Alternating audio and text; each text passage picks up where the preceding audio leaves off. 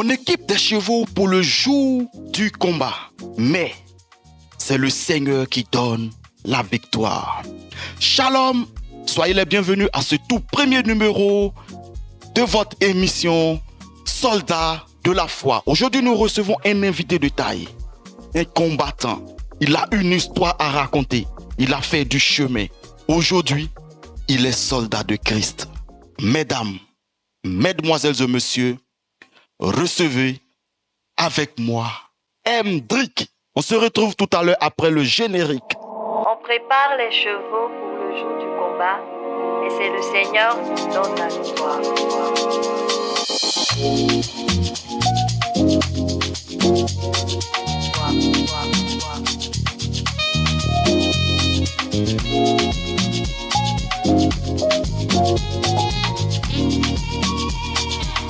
C'est le Seigneur qui donne la victoire.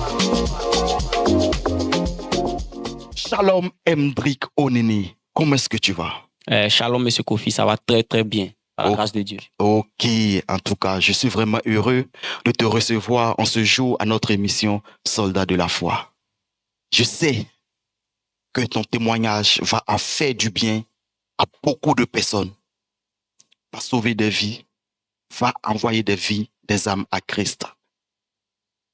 Nous sommes là, ça sera une série de questions et de réponses. Je sais ce que tu m'as dit hors caméra. J'aimerais que tu ailles en profondeur à travers ces séries de questions. Si tu es d'accord, on peut commencer avec l'émission proprement dite. On peut aller? Il n'y a pas de souci, allons. D'accord. Dans un premier temps, qui est Hendrik Onini? Hendrik Onini, à l'état civil, ça donne Koulibaly Mamadou Karna Cédric, originaire de la Côte d'Ivoire, mais aussi avec un peu d'origine sénégalaise. Sénégalaise, ok. De mère d'été et de père Sénoufo, mais avec un peu d'origine sénégalaise. Waouh, ça c'est un véritable mélange. C'est du Nzassa, ça c'est la Côte d'Ivoire, ça. D'accord. Donc, lors des préparatifs de l'émission, tu m'as dit comme ça que tu n'étais pas chrétien, Oui, et exactement. que tu étais musulman. Oui, Ton père est musulman, oui, mais ta maman était chrétienne, mais Oui. elle priait, oui. quelque sorte. Est-ce que tu peux nous dire un peu, voilà, comment c'était à cette époque? Bah, on faisait comme tous les autres musulmans, hein. Chaque vendredi, on prenait l'ablution, prenait les nattes de prière, partir à la prière à la mosquée. Comme bon enfant qui suivait ses parents. Ok. Mais là, tu m'as dit quelque chose, que tu étais vraiment un pratiquant musulman, au point où tu as suivi un cheminement pour être imam. C'est bien ça? Effectivement, oui. Tu peux nous expliquer un peu? Bon, c'était en 2019, je crois bien, oui, à Makori, chez ma maman. Je prenais des cours. Bon, on appelait le cours Tawatu Ilala. D'accord. Pour les musulmans qui vont bien en profondeur, ils vont connaître. C'est pour vraiment approfondir la croyance dans l'islam, puis connaître encore d'autres choses. D'accord. Mais pourquoi tu as mis frein à ces cours? Pourquoi tu n'es pas arrivé au bout? Il y a eu tellement de choses. Bon, je suis quitté chez ma maman pour venir habiter à Yopougon. Ok. Chez mon oncle, bon, mon père adoptif. D'accord. Voilà. Et c'est là que tout s'est arrêté. Tout s'est arrêté, ok. Mais là encore, tu m'avais dit que dans cette pratique de l'islam et autres en profondeur, toi-même, tu as été marabout. Exactement. Waouh! Mais qu'est-ce qui t'a amené à être marabout, en fait? Bon, je ne sais pas trop, hein. Parce que après, quand ça m'arrivait, c'était à Daloa, je crois bien, que ces choses-là ont commencé. Je crois que c'était un mauvais esprit qui me poussait à faire cela. Ma maman m'avait envoyé même chez des pasteurs. C'est là-bas qu'ils ont su que non, c'était des trucs de famille. Ça. Un peu comme un héritage, en fait. Voilà. Donc, dans la famille, déjà, il y a ce... Bon, je crois bien qu'il y a ça. Tu crois bien? Ouais. J'ai entendu parler que dans la famille, il y a beaucoup ça. Mais je sais pas si je dois dire, tu as pratiqué ou bien tu tu as été maître marabout, en griffe, tu as été le marabout. Pendant combien de temps tu as exercé je connaissais. cette activité-là? Bon, je sais pas si tu dois dire une activité, mais tu as exercé, tu as joué ce rôle de marabout pendant combien de temps? Comme ça. On peut dire 3 ans, 3 ans, 4 ans, 4 ans, 3 ans. Hein. Waouh! Tu avais des consultations? Des consultations, des gens venaient? Bon, c'était mes amis. Tes amis seulement? Ouais. Mais ça, tu étais un marabout de maison alors? Non, mais ce que je faisais, ça marchait. Donc, ça marchait. Il y a des amis même qui invitaient des amis que je connais. Qui venaient? Oui. Waouh! Mais je en cachette parce qu'à la maison, personne ne savait tout. D'accord. Mais tu avais quel genre de clients qui voulaient quoi? C'était des bouteurs. C'est nous les jeunes, c'est ce qu'on s'est fait. Boutage, mais puis attaché femme, passé femme. Tu avais des femmes aussi qui venaient? Des femmes? Bon, il y a eu qu'une fille. Elle voulait quoi? Si c'est pas trop... Bon, de toute façon, on va pas dire son nom, donc... Non, bon. Elle était venue... bon, je sais pas si je peux le dire. Ouais, vas-y. Passer son gars. Passer son gars, waouh. Et puis, tu as fait ça marcher? Ouais. Donc, donc, en quelque sorte, tu as contribué à gbasser le mari de quelqu'un ou bien l'enfant de quelqu'un. D'accord, donc, mais les gens te payaient pour ça? Oui. Tu prenais gros ou quoi? Non. Bon, comme il n'était pas un féticheur en tant que tel féticheur, il savait faire la chose. La chose. Voilà. Il avait même pris des coups, même chez quelqu'un que j'ai connu, mon collège, temps où je partais à l'école. Voilà. Ouais. Il y avait un gars là-bas qui s'appelait Dali, qui est devenu aujourd'hui policier. Lui, c'était un marabout. C'était un marabout même. Donc, c'est chez donc lui, c'était ton formateur. C'est connu là-bas, donc c'est comme ça lui m'a montré. Mais ça, tu faisais quelle classe en ce moment? En ce moment, il était en 5e, 5e, 4e. Oh, c'était jeune. Et déjà là, tu avais... Waouh. D'accord. Donc là, tu as pratiqué, tu as été... En ce moment, tu continues encore tes cours pour... Oui, il parti à l'école. Bon, les cours pour être imam, au fait. Ah, non. À partir de là, lorsque je suis venu à Yopougon, j'ai commencé à... Et je suis venu en classe de 5e, en fait. J'ai fait la classe de 6e à Makouri, à Yopougon. Ok, donc tu as fait... à partir de Yopougon, il a arrêté. Tu as arrêté tes trucs pour le marabout, pour être imam. Oui. Et après, tu es allé à... Mais partais toujours à la mosquée. Mais il n'y avait pas à cause de l'imam. Voilà, ok. Maintenant, tu es de là, quand tu es parti à Daloa, tu as dit Daloa, non? Oui, à Daloa. À Daloa, tu continues. C'est là-bas que tu as commencé à pratiquer, à exercer. Oui. Voilà, là-bas, en tant que marabout. Mais qu'est-ce qui t'a poussé à faire? C'est parce que tu avais besoin d'argent ou bien... Pour moi, je ne comprenais pas. C'est un truc d'esprit. C'est les esprits. C'est venu comme ça? Souvent, ici, là, ils ramassaient des je sais pas, tu connais les gris-gris. Ils ramassaient ça qu'ils marchaient dans les rues. Quand tu vois, tu ramasses, ça te faisait rien? Ça me faisait rien. Moi? Tu es courageux. D'accord. Maintenant, lors de nos discussions, tu as dit aussi que tu as pratiqué pendant combien? Un mois, non? Le bouddhisme? Une semaine. Une semaine, tu as pratiqué le bouddhisme. Oui. Mais quelle expérience tu as tirée de cette pratique? Bon, d'abord, à la base, même, il me cherchait. On peut dire, genre, il me cherchait. Qu'est-ce qu'il me cherchait pas? Spirituellement? Voilà, spirituellement, il me cherchait. Parce que de maraboutage, de mouvement, je suis tombé. Bon, c'est notre voisin qui m'a poussé, notre voisin de maison. Ok. Il était en face de chez nous. Lui qui m'a un jour appelé que ah, Betty, était au quartier ici, ça va? Comment tu chantes? Tu chantes bien. Est-ce que tu sais que si tu fais quelque chose d'autre là, tu es de quelle religion d'abord? Il lui a dit, je suis musulman, il va à la mosquée. Il m'a dit que ça, c'est les conneries. Dieu n'hésite pas. Viens te montrer le bon truc. Là, un jour, ça assis. Il m'a convaincu sincèrement, avec des versets bibliques même. Waouh.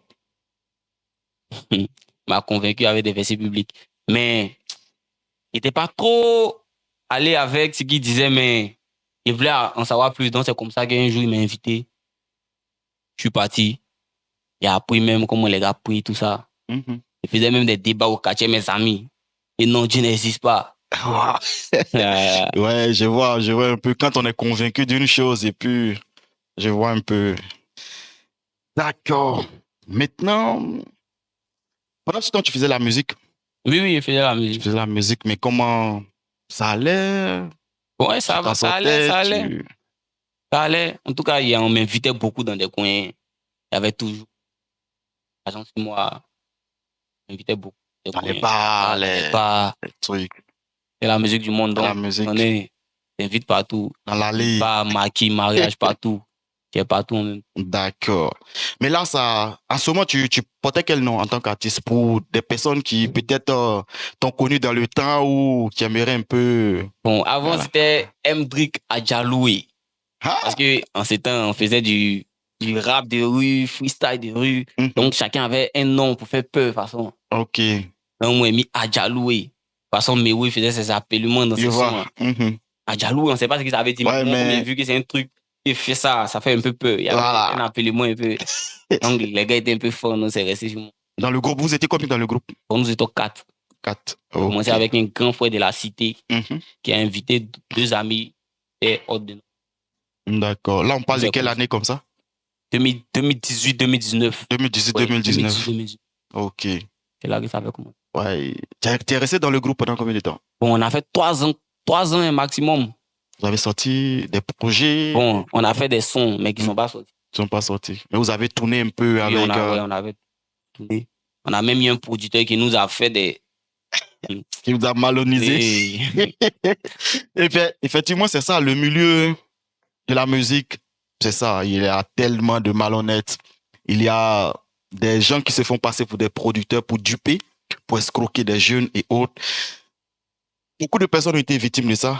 Heureusement, j'en fais pas partie. Franchement, j'en fais pas partie. Dieu merci. Voilà, j'en fais pas partie parce que depuis que moi je fais la musique, j'ai jamais fait la musique pour chercher un producteur. Je grouillais pour me produire moi-même. Voilà. C'est vrai que on n'a pas encore explosé, mais on continue la musique. Mais dis-moi, qu'est-ce qui s'est passé et puis tu es devenu chrétien? C'est que passer de musulman sur le point de devenir un imam, devenu marabout, ensuite une semaine de bouddhisme et tu deviens chrétien. Qu'est-ce qui s'est passé? Raconte-nous un peu. C'était une expérience de jeunesse. Ok. Voilà. C'est-à-dire la drogue, les sorties entre amis, tout ça. C'est là que j'ai commencé en fait. Voilà. Un jour, nous sommes partis, moi et mes amis, avec un de mes amis. D'abord, voilà. Ouais, mais je vais pas te couper. Tu disais que hors antenne, tu disais que vous organisiez des parties, des résidences parties. Ouais. Là, on sortait avec des amis. Voilà, on sortait. On avait même loué la résidence 2 semaines. Voilà, on partait faire. On avait un beatmaker entre nous, tout ça. Voilà, qui arrangeait aussi les sons. Donc, il venait avec ses matos, on faisait les sons, on invitait les filles. On avait même fait un album avec mon groupe, tout ça. Et les filles venaient, on s'amusait. Voilà. Dans ça même, on a failli avoir un problème.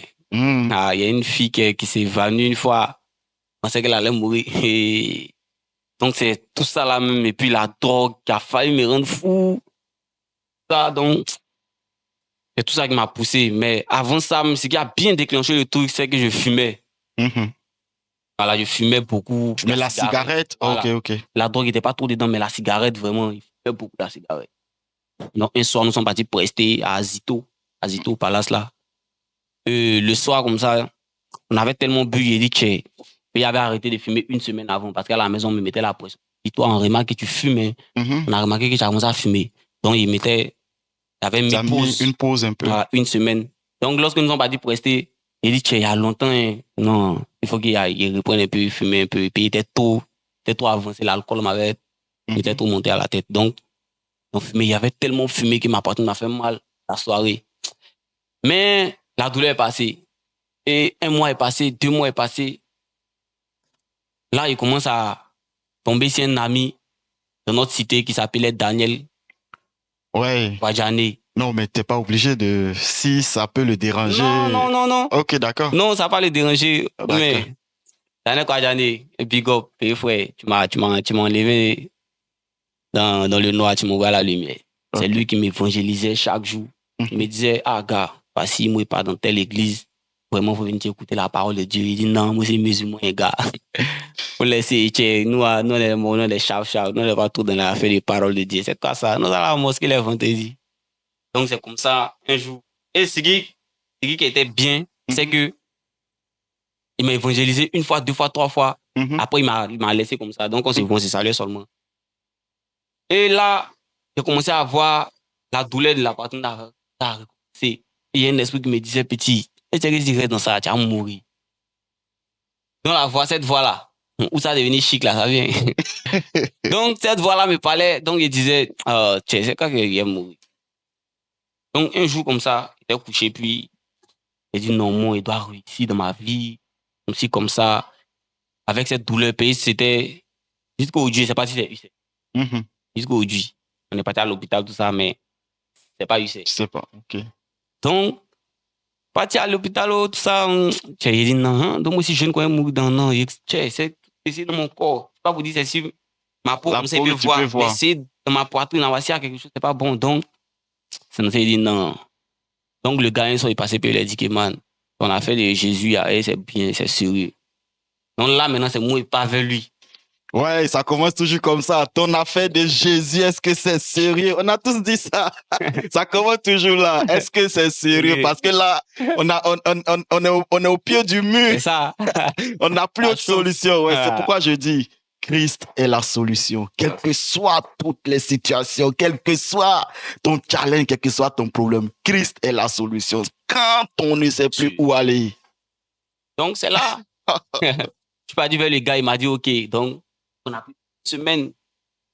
Il a expliqué bien la parole, comment Jésus est mort pour moi, tout ça, comment il peut sortir des ténèbres, voilà, pour venir à la lumière. Voilà la lumière. Des choses qu'il doit arrêter.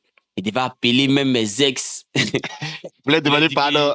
Pardon, vraiment, moi, c'est fini. Voilà, il doit marcher maintenant. Des amis qui pouvaient laisser, c'était pas facile.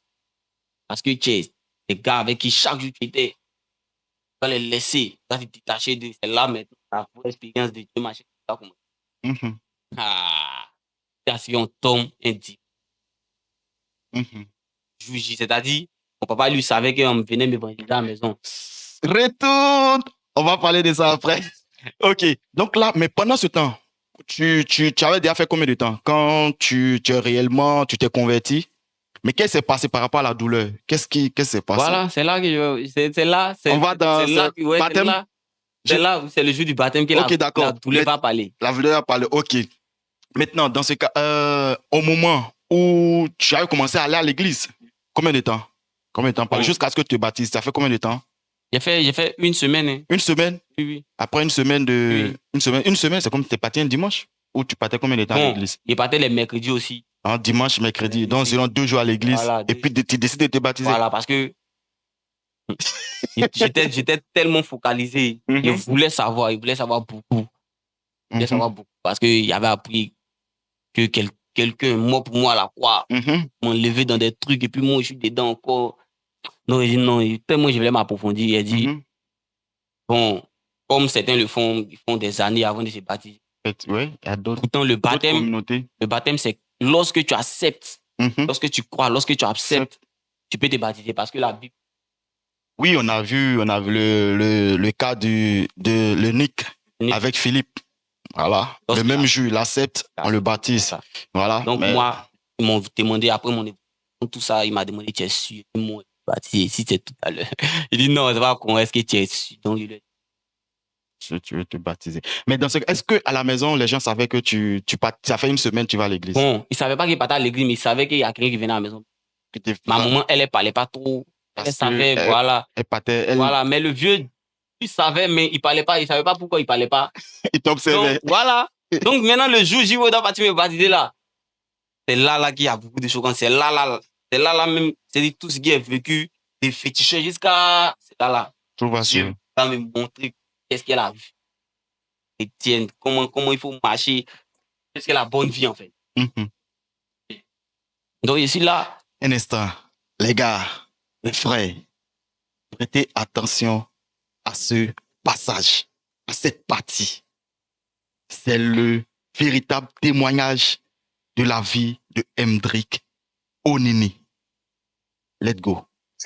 Et donc, c'est là. Donc, le gars, dimanche, 7h, parce que l'église est au plateau. Ok. Donc, on devait vite partir et tout ça. Déjà, c'est quelle communauté? C'est ICC, ICC. Église chrétienne internationale. Ok, je vois. Ok. Voilà. Donc, là, il est venu me chercher. Donc, à 6h, il me rend compte que je vais partir où? Il me dit, qui a klaxonné matin bonheur là? Qui a klaxonné matin bonheur? C'est qui? Qui aujourd'hui dimanche, tu vas où? Et on m'a dit qu'il y a un gars qui vient t'évangéliser là. Et il espère que c'est pas lui. Il dit, non, il n'est pas mal à l'église. Lui, il est venu. Il va partir à l'église. Il dit, toi, si tu veux suivre les gens comme ça bêtement, c'est même pas, il dit, on est venu t'évangéliser, donc tu veux le suivre. C'est comme ça, que non, c'est pas chez moi ici. Il ferme la porte là-bas, tu as dit que monsieur, pas à la maison, il a chassé le gars. Maintenant, moi, c'est à la maison. Comment tu vas faire? Je vais partir par. Il va sortir. C'est là que c'est là. Oh, on m'avait déjà dit que petit, le jour quand tu as voulu te baptiser là, c'est là que tu as les obstacles. Comment Dieu réagit, comment le diable aussi. Donc, dès là, il réfléchissait, donc il a compris à me citer que non, c'est comme ça que moi, quelqu'un vient m'évangéliser, il dit même pas à mes parents, et comme si, comme ça, il parle même pas de ça. Pourtant, moi, il sait que c'est pas laissé me passer. Lui, les démons, lui, peut pas. Lui, de toute façon, il est tout carré dans la tête. Donc, il ne peut pas parler de ça même avec lui. Donc, c'est la vieille qui savait, elle, comme la vieille, les moments, elle ne parlait pas tout, elle regardait. Donc, c'est le jour, le vieux, il a commencé à parler. Donc, il y avait le magasin de maman qui était fermé. Il m'a dit, et le magasin, lorsqu'on ouvre, ça s'ouvre à dehors en même temps. Ok, ça sort sur la route. Okay. Donc, il m'a dit, toi, ouvre le magasin, ta maman, tu vas vendre les choses là-bas. Et tu es sorti, tu es parti où? Et vos bêtises, tu as les comptes. Et il dit que d'accord. Il savait, il n'allait pas me dire. Donc, il s'est arrêté. Il est rentré dans le magasin, il commence à réfléchir. Donc, là, mon pasteur m'appelle pour dire, ah, mais tu es où? Fais vite, hein, les tout vont commencer à faire. Il a présenté le baptême. Il dit, que voici ce qui se passe. Il dit, bon, va couper des moyens en point. Il a coupé. Bien réfléchi. Donc, pendant qu'il est en train de réfléchir, maintenant, la douleur a repris. Ah, et puis, c'est parti là. Ça a repris avec force, mais il te dit, sans une douleur forte. Et puis là, maintenant, il y a un esprit qui me dit, si tu n'es pas sorti, voilà, tu n'es pas sorti, la journée là va finir. Il y a quelque chose qui s'est passé. Puis ça ne va pas t'arranger. Donc, on s'est réfléchi. Il dit, mon mieux. Ok, vous faites le mal. On a sorti de la route là. Ça prend en même temps. Oui. Il fuit. Il est parti retrouver mon gars en même temps. Donc, il dit, mais gars, c'est comment Dieu merci, il est à la maison. Il m'a dit, hé, mais c'est comment à la maison que tu es sorti? Il dit, ouais, il faut pas, il éteint mon téléphone, puis c'est qui m'appelle. Il éteint mon téléphone, donc on est parti. Après, il m'aimait vraiment bien. Il m'aimait pas pour les M3 qui rappe. La star du quartier, mais genre, ah, mon gars, viens partir boire. Non, il m'aimait parce que. Tu t'es devenu un frère en Christ. Voilà. Donc là, ils ont la maison. Et on venait à la maison. Le soir, maintenant, il doit rentrer à la maison. Puisqu'elle est fille. Donc, là, maintenant, il explique ça. Le pasteur dit, OK, donc allons. Donc, le pasteur m'a dit, on a prié d'abord. On a Dieu de. Le pasteur, lui, il était rassuré. Il a dit, c'est pas une première expérience qu'il a vécue. Effectivement. Plein de jeunes que Dieu ne laisse pas ses enfants. Qui allons. On va pas te chercher. Donc, nous sommes arrivés. Il est venu avec toi? Puis à la maison. D'accord. Donc, mon papa maintenant sort. Et non, il va sortir mes affaires. Moi, il est parti chez moi. Et non, moi, il ne le respecte pas. Donc, comme si, comme ça, vraiment. Donc, là, il dit non, moi, il est parti chercher chez moi. Comment il veut. Non, les pasteurs, moi, il veut écouter. Moi, il est parti là-bas. Moi, il est parti me chercher. En tout cas, où il peut partir me chercher là. Donc, le pasteur, il est parlé que, ah, gars, il a discuté avec. Papa était fâché, il a même sorti. Le pasteur. Pasteur, lui, il était tranquille. Sans stress. Moi-même, c'est la partie même, il regarde le pasteur et il dit, ouais, ah ouais, pasteur, toi, tu as mental. Petit. Papa, tu as dormi à la maison. Là, ma tante, ta femme, adoptée, elle est venue, nous a trouvés. Elle dit, à quoi? Elle était là matin, tout s'est passé. Mais bizarrement, qu'elle nous a trouvé dehors. Elle était dans ses batailles, elle nous a trouvé dehors. Elle dit, il n'y a pas de souci. Donc, mon papa voulait. Ma maman t'a calmé. T'es fâché. Il dit, toi, c'est toi dehors là-bas. Mais ça, assis dehors, depuis le passé. Mais tu vois un peu, ce qui me vient à l'esprit, c'est que, regarde, dans le temps où tu sortais, tu partais boire et autres. Bon, c'est vrai que les gens parlaient, mais l'opposition n'était pas aussi... Non. Mais au moment où tu veux sortir de là, de devenir chrétien, là que l'opposition se présente. C'est ça. C'est le diable veut perdre. Faut pas se mentir, quand tu deviens chrétien, c'est pour mener des âmes au Christ. Chez le diable aussi, c'est la même chose. Lui aussi veut des âmes. Il veut des âmes, effectivement. Ah. Donc, lui, quand il voit que tu es parti comme ça, lui craint maintenant des choses. Effectivement. Pour ne pas que... Parce que c'est pour une histoire de dimanche, je sors. Alors que avant que tu ne deviennes chrétien, il y a des jours, tu sortais chaque jour. Tu sortais le matin, tu rentrais, tu fumais, tu buvais. Maintenant où le changement est en train de naître, et d'où ton nom, Hendrik Onini. Voilà, parce que là, faut que tu nous expliques, parce que hors antenne, tu expliquais un peu ce que voulait dire Onini. Parce que c'était Hendrik Adjaloué, tu deviens chrétien, et là, ça devient Hendrik Onini.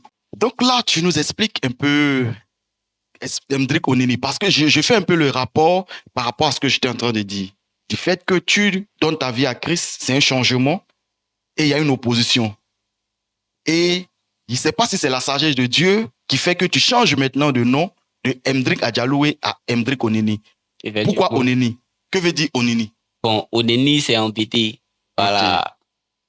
Ma langue natale. J'espère qu'il y a des BT qui nous suivent et qui vont confirmer ce qu'il est en train de dire. Du côté de ma maman, Oneni. Bon, c'est nous, on a chocolaté, c'est un peu, on dit Oneni. Sinon, c'est Oneni. Oneni. Ah, Oneni. Okay. Oneni, c'est dit l'enfant là, il est bien. Il est bien. Bon, il est intelligent. Il fait quelque chose de bon. Des bonnes choses. Voilà. D'accord. Donc, ok.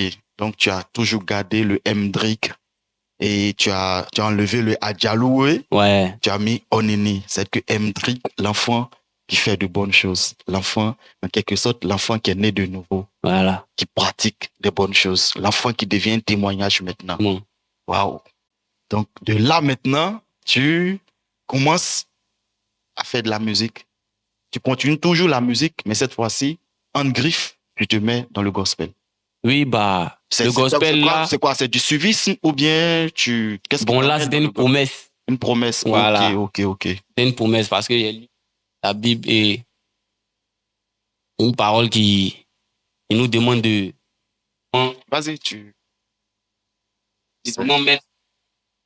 Parlant au service du Seigneur. Ok. Donc, là, il y a des... Ça va servir à quoi? Bon, je rentre dans la musique, pas... La musique chrétienne, pas parce qu'il voulait devenir trop chante, mais c'était... ce qui existait. Effectivement, bon, puisque moi, selon mes compréhensions, moi, j'ai l'habitude de le dire, je ne suis pas arrivé au rap gospel parce que on m'a forcé, ou bien, et j'aime pas trop l'expression rap gospel. Je me dis que je suis un artiste qui peint des œuvres qui honorent Christ. Étant donné que je suis chrétien, j'écris, je fais des compositions, j'écris des textes qui confirment, au fait, ma foi, ma croyance, qui vont dans le même sens que ce à quoi je crois. Comme je le dis, on faisait la révolution à force de changer la mentalité des gens. Du le rap.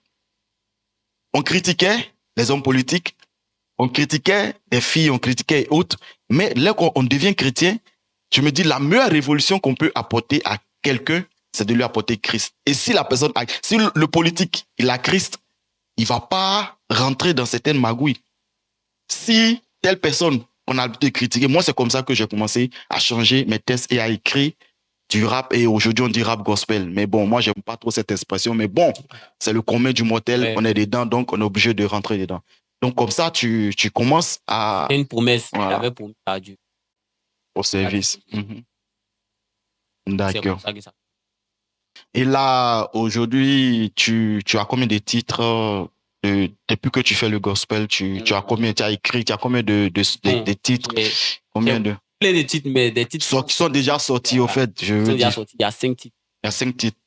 Et ça date de quand tu as commencé le rap gospel, en griffe, le rap gospel? En 2021. 2021. 21, 22, 23, 24, pratiquement 3 ans maintenant. Et là, tu as 5 titres qui sont disponibles. Tu peux me donner un peu les titres Bon, moi, il fait mes titres. Ce sont des jeux. en fonction des jeux. Ok. Donc, il y a mon premier titre qui est sorti. God Mood. God Mood. Ouais, j'ai vu un peu. Style. Aïmouna, ok. Ouais, c'est ça, non? Oui, après bonne année, il y a eu Périno. Hein. Périno, c'est encore petit nom. Voilà, petit nom. Donc, un petit garant, pays, voilà, et pays frère, et pays. frère. Ah, je vois. Hein. J'ai un garant façon. Voilà. Papa, c'est nous. Ouais. Là, j'ai écouté. C'est là qu'il a dit. À connaître Hendrik Onini. Ok. Voilà. Jessie Gameo. Jessie Gameo, qui est l'intro de mon EP. Tu as sorti. Ok, d'accord. Donc, parle un peu de ce EP. Ça, c'est un EP de combien de titres? Un EP de 5 titres. 5 titres. Ouais. Tout est carré, comme on le dit. Bon, il a fait 2 feats. Ouais. Sur l'EP. Je suis présent. Vous ne pouvez pas comprendre. C'est dessus sur un titre qui s'appelle C'est pas moi. C'est pas moi. Ouais. Le nom du Seigneur. Pas nous. C'est Dieu qui a fait. Voilà, après ça, il y a un titre qui parlait même pas, qui est fait en feat avec un musulman. Maintenant, il va expliquer pourquoi. Parce que lorsque l'EP a sorti, il sait qu'il faut c'est des questions. D'abord, c'est mon gars sûr. Il s'appelle Delito. Il était dans le son qui s'appelle Bangali, le son en bas qui était dedans. Bon, lui, c'est mon gars. En tout cas, c'est quelqu'un que je vais ramener. Donc, tu lui as attendu déjà la pêche sur un morceau gospel. D'abord, on s'entend super bien. C'est mon gars. Donc, il avait voulu le mettre sur le projet. Là, quand ça va être bien intéressant, il va. Avec le temps, et comme on le dit, c'est le Saint-Esprit qui convainc. Voilà. Tu as juste fait la semence, tu lui as ouvert la porte pour faire ce featuring sur le morceau.